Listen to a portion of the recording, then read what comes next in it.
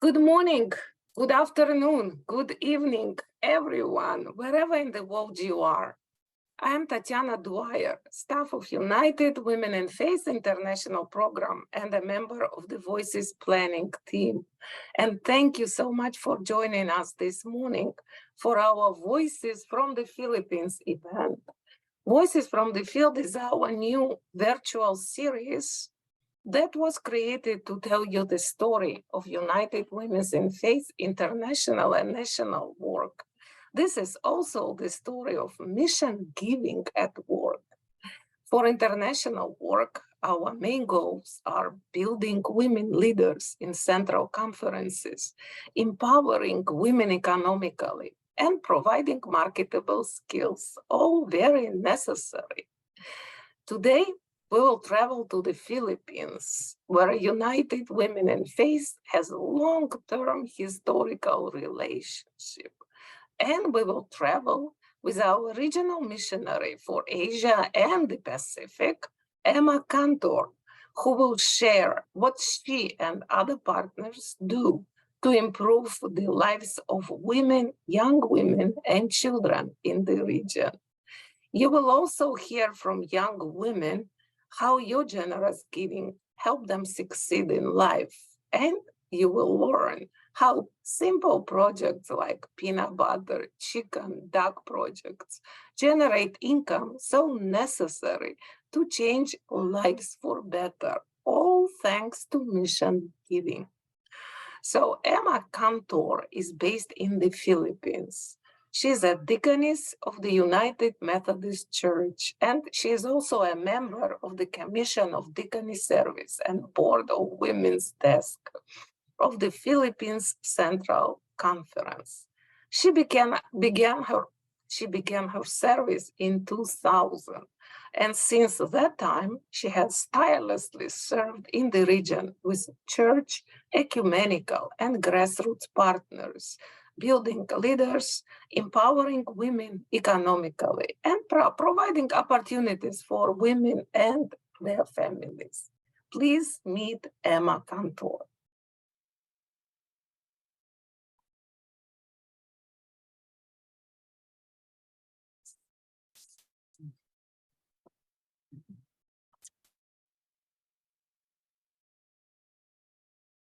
Okay, now.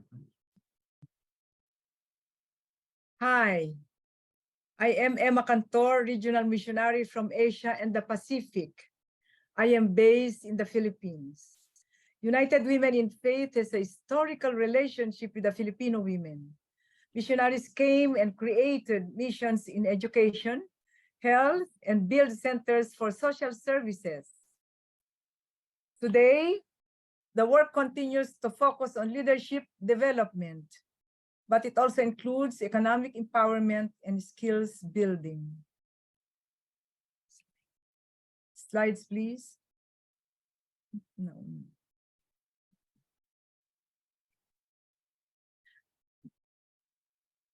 The United Women in Faith Leadership and Economic Empowerment Programs support many women in different regions in the Philippines and in Asia. United Women in Faith financial assistance creates opportunities for women to expand, find their powers, initiate leadership and life skills, makes them independent economically, which allows them to support themselves and their families and learn new things. Some of the programs became more urgent because of the pandemic and natural disasters. Let me share some of this leadership and economic development. Next slide, please. The Bukaw indigenous community. It is a very poor community, but vibrant and active. United Women in Faith helped them by providing basic necessities during the pandemic, like food, clothing for the children, footwear, some hygiene and school supplies, and we continue to help them. Next slide, please. The chicken and duck raising livelihood program in the northern Philippines. This livelihood program helped women after the Typhoon Ulysses hit massively and destructively the area of northern Luzon. Livestock and farming were devastated, caused suffering to most women farmers whose capital went down the drain. They had difficulty to start again with nothing left except their desire to depend on God's provision for the next tribe. Next slide, please. Wenilyn Solis and her women neighbors started raising 10 chicken and 4 ducks through the livelihood grant from the United Women in Faith. They are selling the chicken eggs in the neighborhood and at the same time offering nutritional food to people. And because of the United Women in Faith, they are up again with faith. Let us listen to the video of Wenelin. The grace of the Lord has sufficiently supplying all our needs from the food that we eat and the water that we drink. Thank you, United Women in Faith, for the love and opportunity you have given me for being one of your recipient of your economic empowerment program here in the Northern Cagayan Valley, Philippines. May God bless you to your service, love to the youth, children, and women. Next slide, please. The Peanut Butter Making Livelihood Program. In Banay-Banay community, the United Women in Faith organized local women into team and country team that coordinates the work on the ground. We work on building women's economic and leadership capacities. Next slide. I work with the Banay-Banay country team to develop initiatives to help poor women in the community. The leadership development among women in Banay-Banay expands their creative intelligence and develops their visions to search for better lives for their families and communities. These women are economically poor and not a piece of land to own. Some aged but wise women. In this community, we supported the Banay-Banay Peanut Butter Project. Next slide, please. The Banay-Banay women are inspired and committed to their peanut butter project, which helps them financially. By making and selling peanut butter, the women make small incomes that help with their daily needs like food, education of children, and health.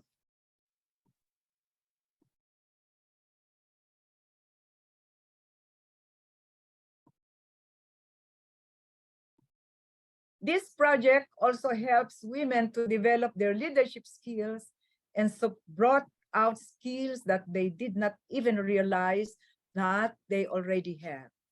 They also learned new skills, budgeting, financial management, finding resources, networking, and others. With the United Women in Faith vision and accompaniment in their journey, the Banay-Banay women can sustain and expand their power, creativity, commitment to own the economic and leadership development. And the whole Banay-Banay community gets inspired by this example. The Banay-Banay women are so blessed to be chosen and to be supported by the United Women in Faith. And because of this grant, our Peanut Butter Livelihood Project, which was actually existing since 2018, was not only sustained, but it was uplifted, and from the occasional production, it has now become a regular production. And this regular production also paved the way for many opportunities for the Banay-Banay women. Many ministries were pursued, many projects were done, and many doors of opportunities were opened for the Banay-Banay women. Many things that they were not able to experience before, they were able to experience now because of the support given by the United Women in Faith. And it's also because of the initiative of our consultant, Feli Solis, who is also with me right now. We thank United Women in Faith for noticing our humble place and humble women, for the financial assistance for our capital and the grinding of the machine. We promise to do our best and eventually help others. We are happy, we are inspired, we are powerful. I'm very glad, I'm very thankful. From the Banay-Banay women to the United Women in Faith, Thank you for the leadership capacity building training. Thank you. Thank you. Thank you. Next slide, please. United Women in Faith supported more scale business enterprises during the pandemic. Young mothers who sell snacks, ice cream vendor, and capital for sundry stores. You may feel their gratefulness through their tears and smiles. Next slide, please. Hug raising for community women who were given 3 hugs for livelihood programs. Next slide. Livelihood assistance for sweet potato grower. Miss Bernadette Asherto is a single mother whose kamote field root crop was idle due to the lack of financial resources to buy seedlings and fertilizers during the pandemic. Because of the United Women in Faith Livelihood Program, she was able to till her land and plant sweet potatoes and save money to support her family. Next slide, please. Leadership development is the lifelong commitment of the United Women in Faith with women, youth, and children that provides many opportunities and empowers women's organizations and grassroots leaders in Asia and the Pacific. As part of our leadership work with literacy, we implemented the Bible Women's Program. It brought literacy to remote areas, not only in the Philippines, but also in Indonesia, Myanmar, and Nepal. Next slide, please. Some women underwent trainings and received scholarships that allowed them having professional careers, counselors, teachers, health professionals, deaconesses, lawyers, leaders of church, and community leaders. Today, we continue providing scholarships to young women. Let us listen to the faith story of Jennifer Meneses. I am Jennifer Ferrariza Meneses. I am serving as the Executive Secretary for the Board of Women's Work of the Philippine Central Conference of the United Methodist Church from the year 2013 to the present.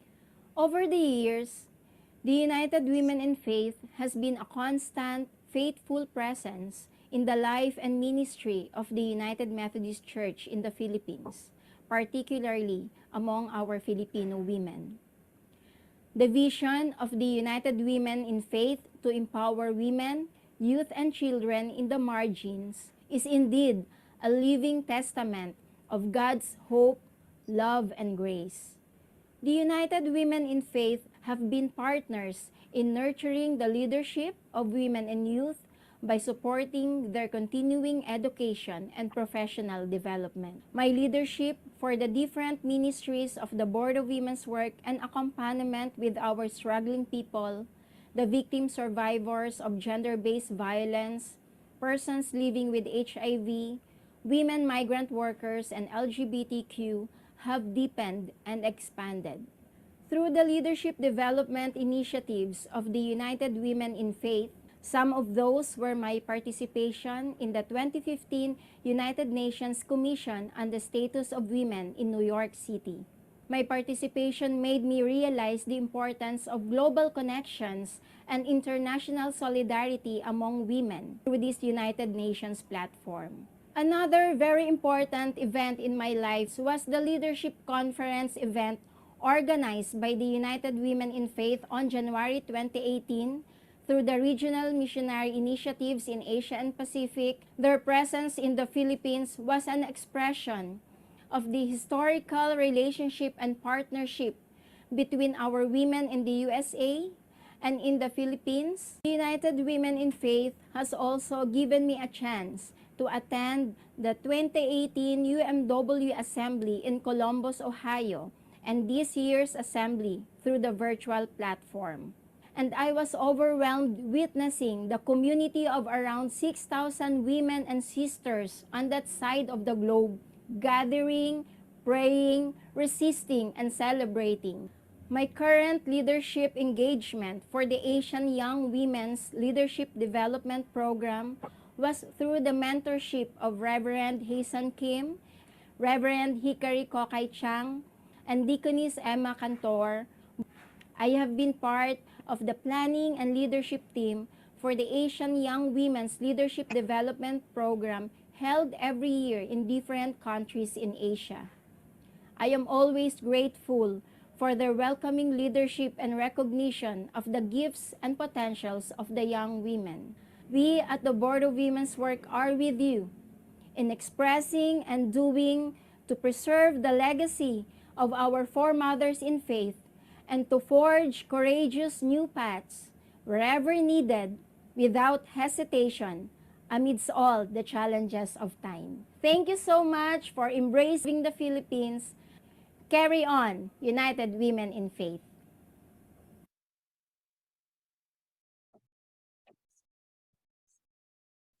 Next slide, please.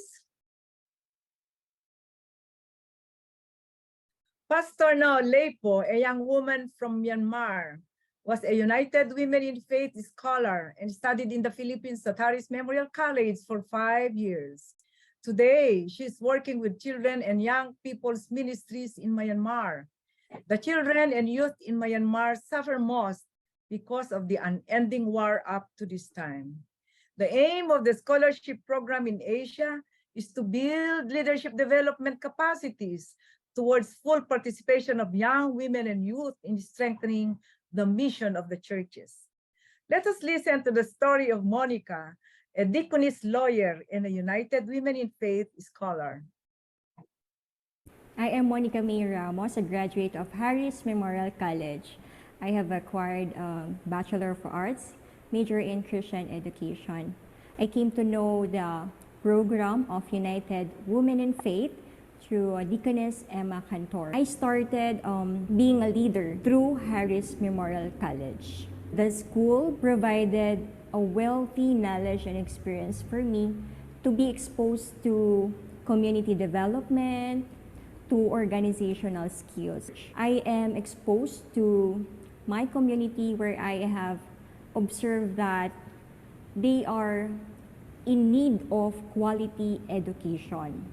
And that's why through our own service, we provided Christian education and free tutorial service. I have acquired also the degree of Juris Doctor through the scholarship of United Women in Faith. I have seen and observed that deaconesses are concentrated on providing spiritual growth development. However, it is not limited to those kind of ministries. I believe that it can offer more as mandated by the Book of Discipline. I believe that pursuing law studies and pursuing law career is also pursuing deaconess service. We have to offer development for full human potential. We have to share building community development. I believe that this is the ministry of the church. My prayers for United Women in Faith, first, a Thanksgiving prayer for pursuing global ministries, providing scholarship grants to many institutions, many selected individuals, for envisioning the leadership development. My prayer also is that I may become the hands and feet, those people who cannot stand for themselves, who cannot fight for their rights, and who cannot afford justice. Lastly, my prayer is that United Women in Faith will open many doors, more opportunities for many young women to become a leader also, and to become an advocate of justice and hope.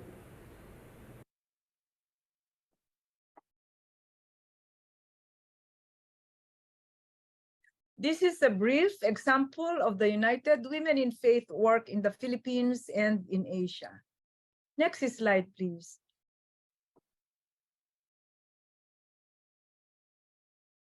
And now, you are going to hear from our long-term partners who addresses other issues and challenges.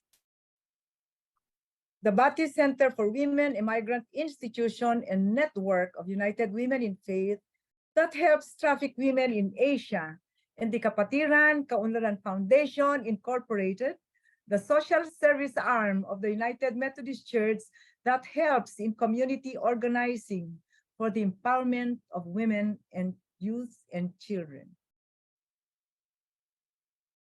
Video, please.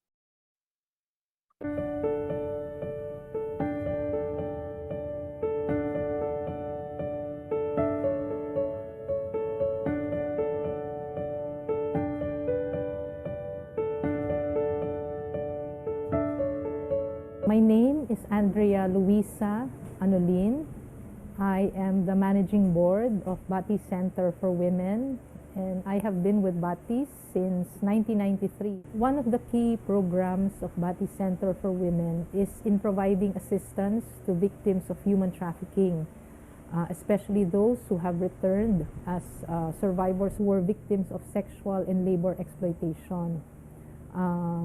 With the help of United Women in Faith, Batis was able to provide psychosocial and welfare assistance to women who, when they returned to the Philippines, were in distressed conditions. So they needed counseling, they needed a safe space for them to return back home to the Philippines.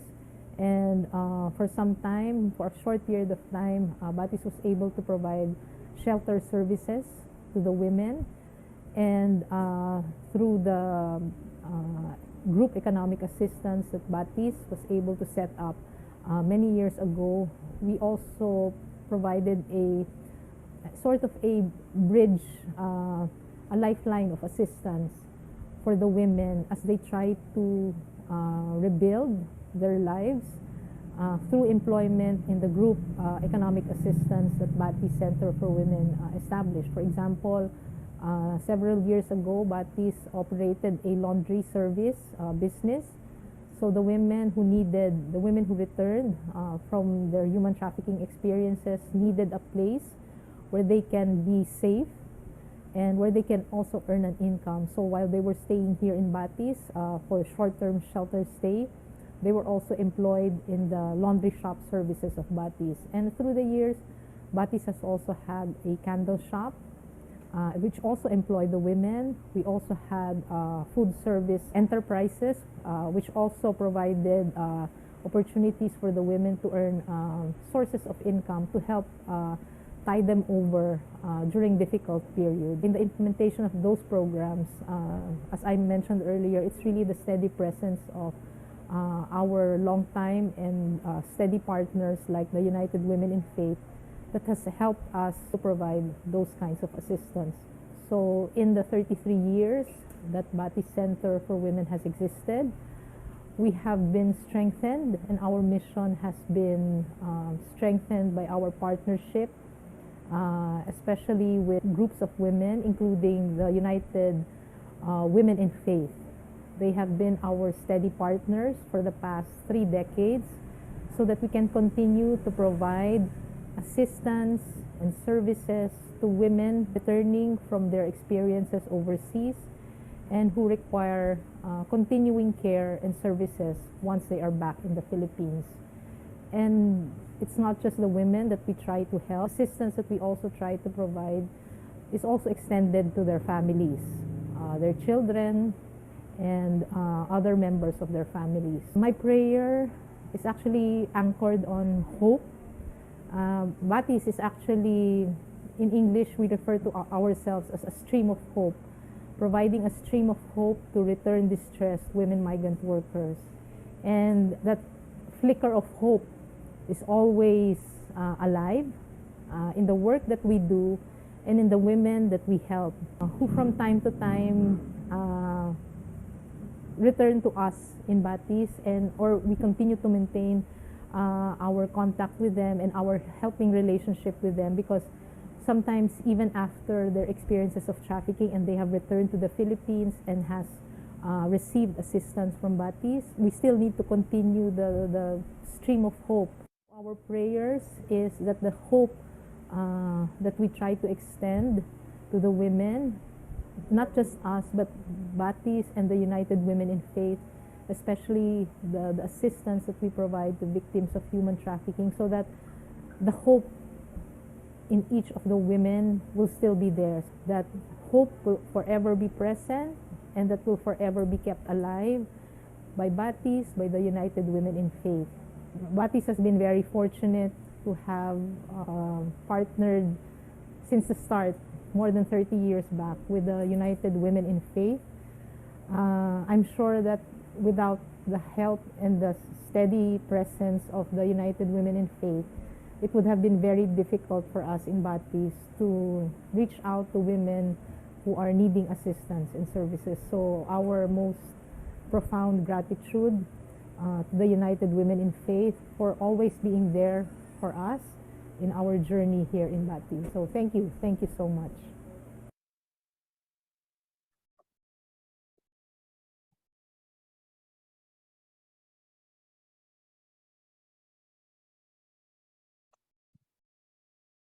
My name is Nora Guevara. As Director of Programs, my responsibility is to take the KKFI programs into the community and let them accept it as their own and manage it accordingly. The United Women in Faith has always been a partner of KKFI. Miss Klepper arrived in 1949. She and her friends founded the Methodist Social Action Center in 1950.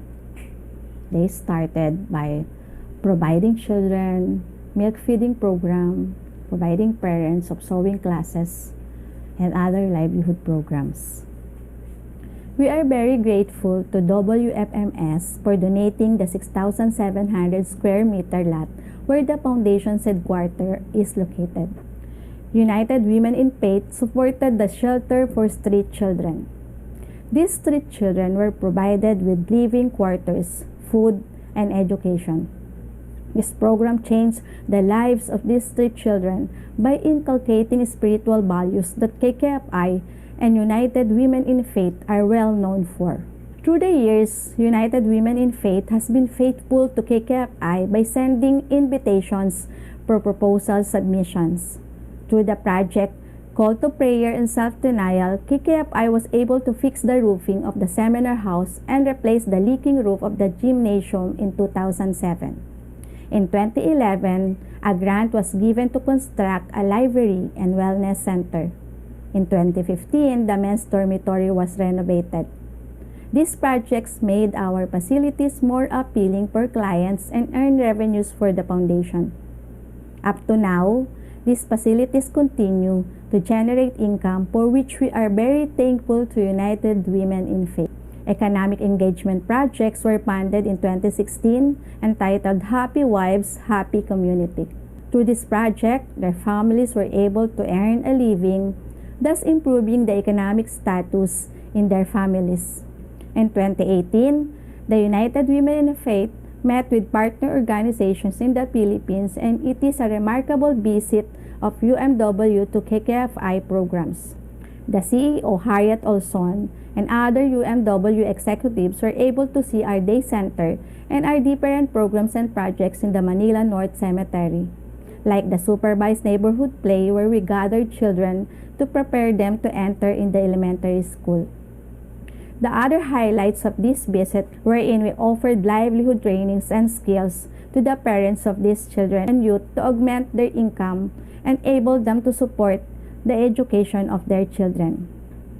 Another project that made a great impact in the community is the enhancing the community-based response for the protection of street and working or out-of-school children. This project supported the alternative learning system and scholarship program that enabled out-of-school children and youth to complete their basic education. This project was supported by UMW for 1 year in 2019. It is our prayer that the United Women in Faith will continue its mission to connect and nurture women so that they can inspire, influence, and impact local and global communities. With your love and support, let us continue to work hand in hand to empower children, youth, and women through training and livelihood opportunities. Their future will be brighter And as your tagline states, be instruments of love in action. Thank you for believing in the capacity of Kapatiran Kaunlaran Foundation to make an impact in the lives of many people. And all partners believing in the vision of KKFI, creating ripples of change and impact to the poorest among the poor in the Philippines.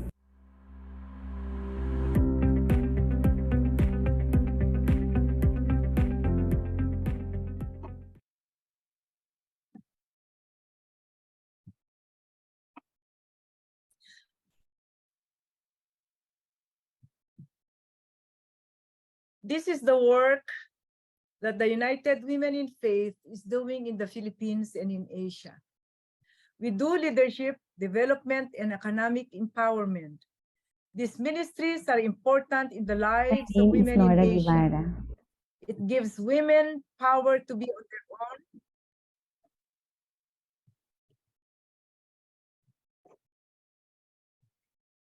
It gives women power to be on their own, appreciation of who they are, and have power to change lives and build their lives for better.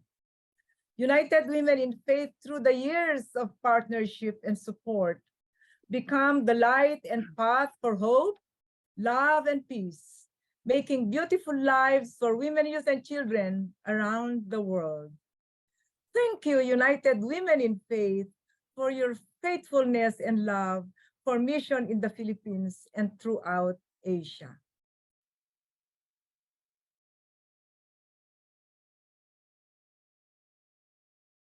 Thank you so much, Emma. Oh, what a blessing you are to us and to all the women in the Philippines and for women around the world. Well, everyone, hasn't this been inspiring? This is our opportunity now to respond to what we've heard. The international work of United Women in Faith has a tremendous impact on the lives and livelihoods of thousands of women and their families around the world. And as you've heard from Emma, in the Philippines, this work includes leadership development, skills building, economic empowerment programs that promote stability and success for women and their families.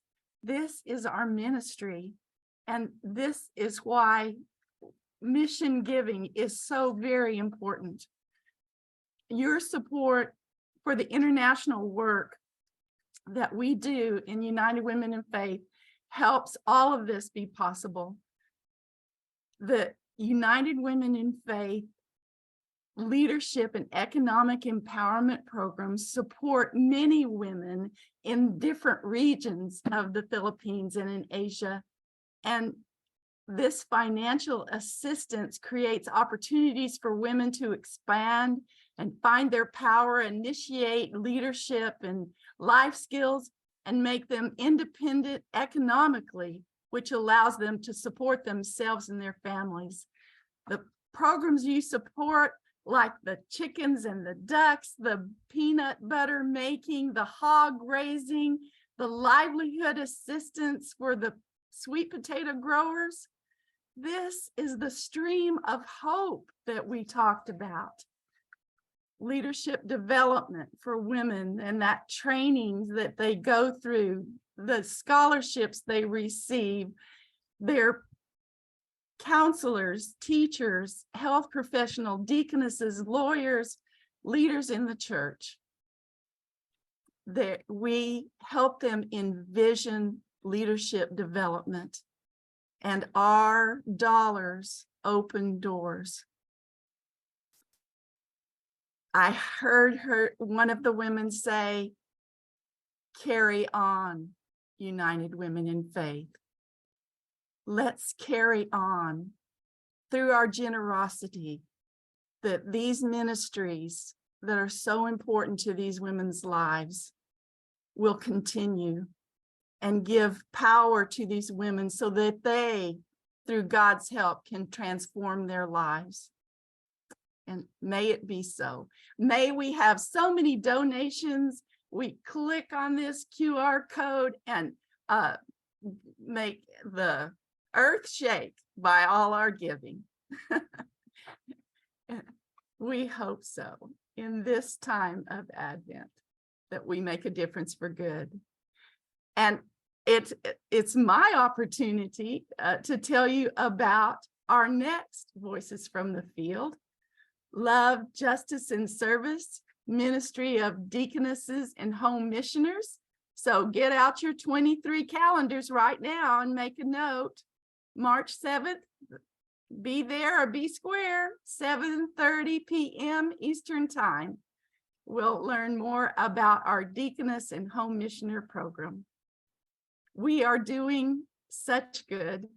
Spread the word, spread that message of empowerment, and let's work our giving muscles.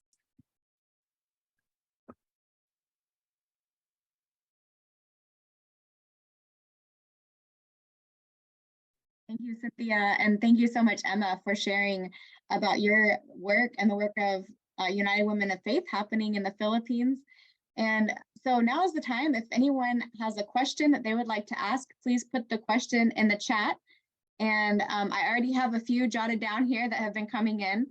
So one question that we have for you so far, Emma, is about challenges. What challenges do you face or experience in your work as a regional missionary and doing this work across the Philippines? Thank you for that question, Megan. A lot of challenges, in fact, working in a poor country are full of challenges. Looking for the challenges that might challenge is one of us, like economic empowerment is one of those. And moving on from the economic empowerment is to develop a plan for each of those who are asking for that.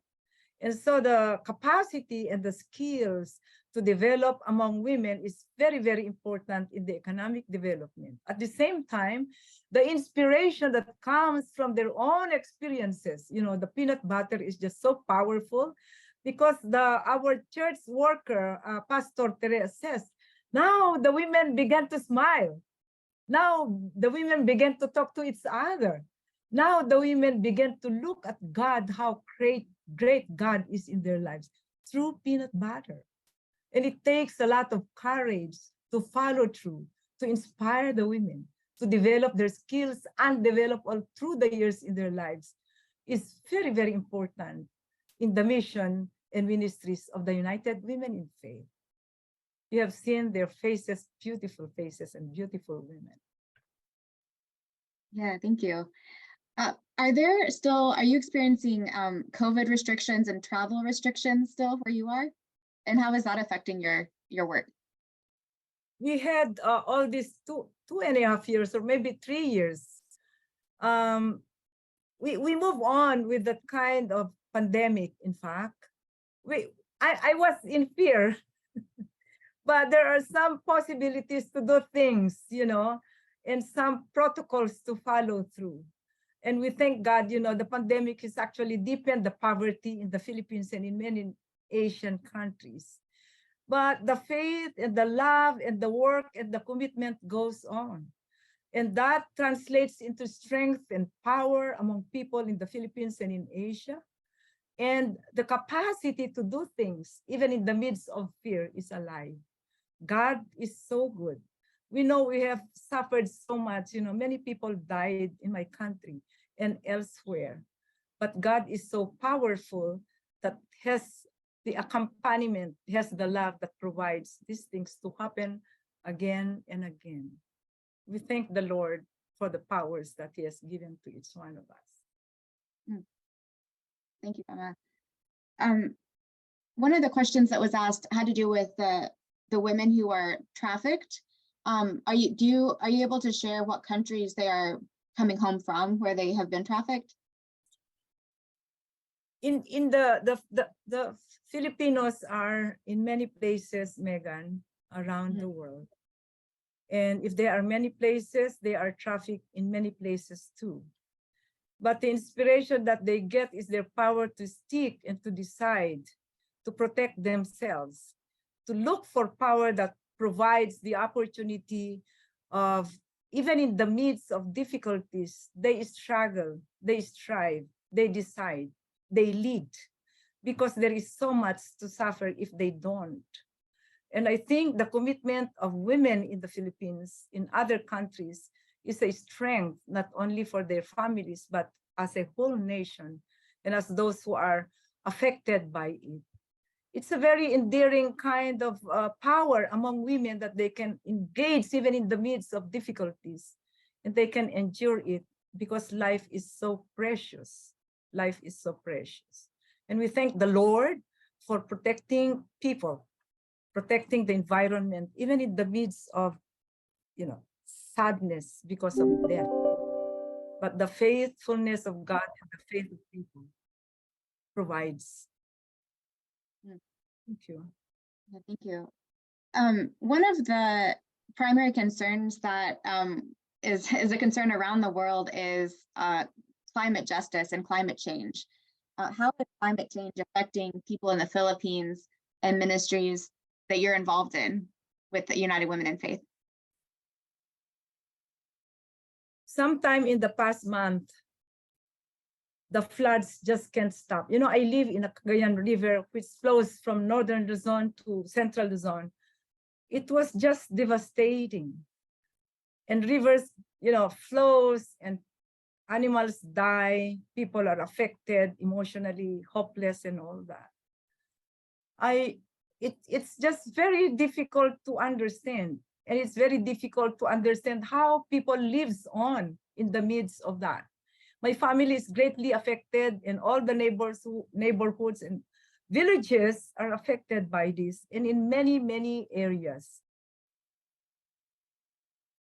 That kind of thing it's difficult to understand, but people live on.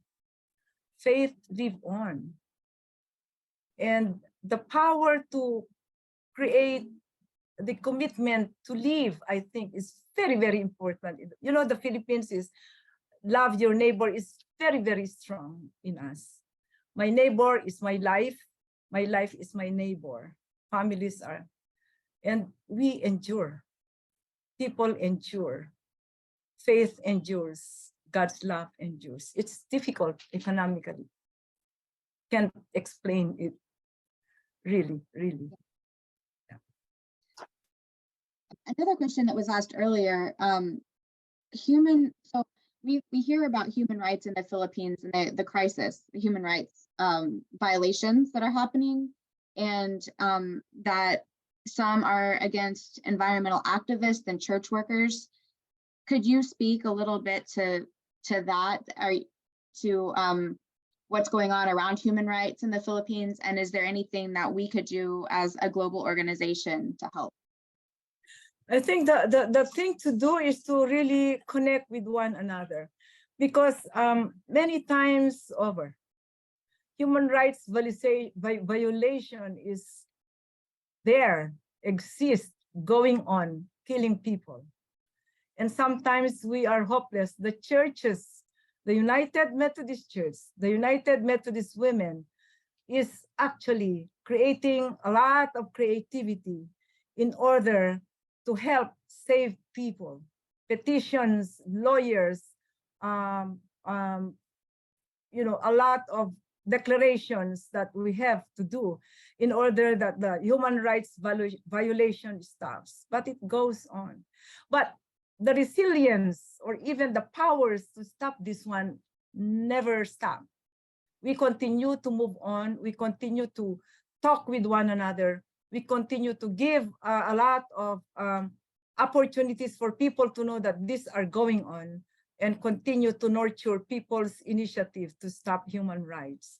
It is very devastating experience that we are still having. The Philippines is very, very poor, but people are powerful because they have to decide to save people's lives. And that is part of our human rights initiative. There are some organizations, including the United Methodist Church, including the United Methodist Women, the Board of Women's Work, the Philippine General Agencies are into this kind of ministries. We have never stopped. We have never been derailed, continue to go on. Otherwise, the people will believe that violence is right. No, we don't say that. We have to protect our country. We have to protect our people. We have to protest, the violence going on, nonstop. Yeah, and I know there's an organization, ICHIRP, International Coalition for Human Rights in the Philippines, US. There's a US chapter, so people could look that up and maybe get involved that way to help some advocacy. There have been several more questions about human trafficking, a big concern for that, and some questions around what, so I'm going to kind of try to put them all together. So one is around what kind of programs are there to help provide, for people once they have come out of human trafficking, like that are experiencing post-traumatic stress. And another question was around my chat just like went away from what I was looking at. Would it be possible to engage with those who are being trafficked and or provide some kind of like kits or help in like a tangible sort of way? Yeah, the United Methodist Church has a program on trafficking. And the leading one is the Reverend Marisol Villalon, which is a Philippine Central Conference person to work on this one. And the different agencies of the Philippine United Methodist Church, including the Board of Women's Work, is working on this one. Even in terms of the different organizations of women, the United Methodist organizations here do that. And we have lawyers to help us. We have connections, we have networks. And nonstop also. It's like a kind of a ministry that we have to get involved in because it's so grave enough to move us on and challenge us in every day we are into these situations that we are in now. Yeah, the second question, I was not able to get it. Megan? I think you answered. I think you did. You managed to wrap it all up in that answer. Another question: what would you say your greatest joys are, or what do you enjoy most about your work?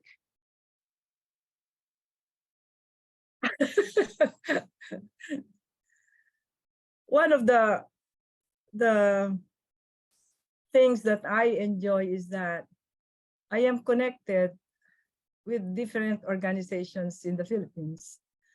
We love to work towards each other. We have the organizations that we actually get inspiration from and do the work. We go to rallies, we discuss, we have forums, we have challenges to do that. But it's nonstop because we have to fulfill what is given to us as God's mandate, to love the people, to continue the work, to continue the missions of Jesus Christ. And things and love and friendship and connections and relationships are given. The Philippines has a lot of connections, especially the United Methodist Church. We work locally, we work internationally also. And that gives us inspired nonstop because people come to us and cry. Even our own families are affected by this. And so we don't have reason to stop. We have to continue, but God gives us the courage to do so. The whole United Methodist Church, Board of Women's Work and other agencies are into this kind of ministries day and night. And so it challenges us to move on. We have specific ministries for this. In fact, and we have to continue. United Methodist Church is needed in this kind of ministries. Great, thank you so much. I don't know if you could see the chat, but you have many people saying thank you so much for all your work and all that you are sharing. And I don't see any more questions, and I think that it's about time for us to move on anyway, but we so appreciate you, Emma, and you're amazing, and thank you so much for all that you are doing. Thank you so much for this opportunity of being with you tonight and today. May God continue to bless the United Methodist Women. Oh, one more question, Emma. One more question. This is a very exciting news. The first bishop, the first female bishop has been elected in the Philippines, and we're celebrating with you. And how do you feel about the election of the first woman bishop? We did our best. All women of the United Methodist Church, the leaders, the members, including men and youth, did, prayed together and raise up our voices to elect a woman bishop. And that was 34 years ago. We only had it now. We thank the Lord for your prayers. We thank the Lord for the opportunity, not opportunity, but the right to have a woman bishop in the Philippines. And we thank the Lord that we have Bishop Rubinel Estrella. Yes, and we thank you also, because I know you were behind the scenes organizing and working to help make that happen. So we're celebrating, and we're so happy that she was elected. Okay, well, thank you so much. I'm going to pass it back to Betty for some closing remarks, and thanks again. Hello, I'm Betty Gittens, and isn't it amazing to see your mission dollars at work? I hope you have enjoyed and were inspired by this morning's presentation. I want to thank our presenter, Regional Missionary Emma Cantor, and the Voices Planning Team. Thank you all again for being here with us. As a reminder, this program will be available on our YouTube channel in just a few days. If you would like to share it with your United Women in Faith sisters, your church community, or your community at large. Blessings to you all this Advent season. We've come to an end of our program. See you at the next Voices from the Field conversation in March 2023. Thank you all. It was a pleasure being with you, and I'm hoping to see you in March. Bye-bye. Have a good day.